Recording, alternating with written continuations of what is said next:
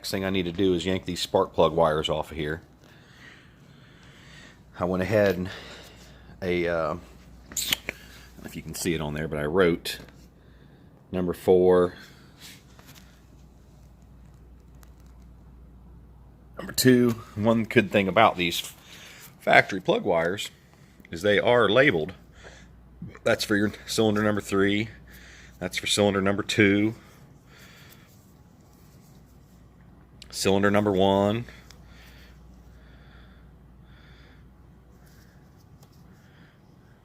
Cylinder number 4. I don't know if it matters that much, but I want to record how they're laying in here too on each of these clips.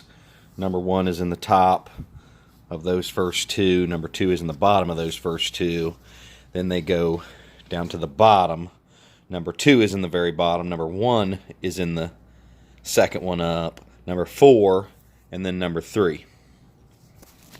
In the very last clip, on the far left, we have number 2. After that is number 1, then number 4, then number 3.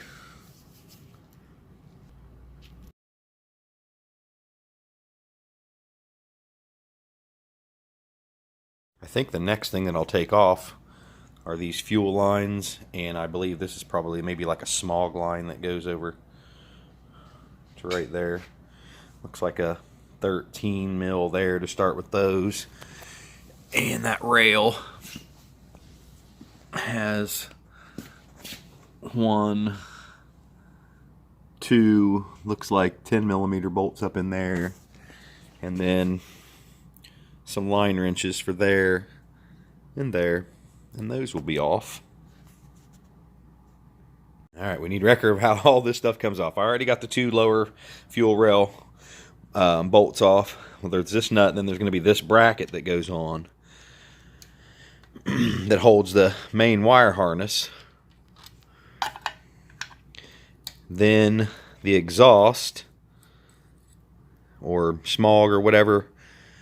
Then finally that last bolt that holds the fuel rail on. In order to try to finagle that fuel rail out of there, I had to take that screw out, disconnect whatever this is here, and you can see there I'm going to have to go ahead and undo that hose clamp, which runs to the water neck, and pull that piece of pipe off there, and this thing should come right out.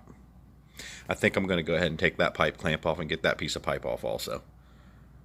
Okay, fuel rail is off, and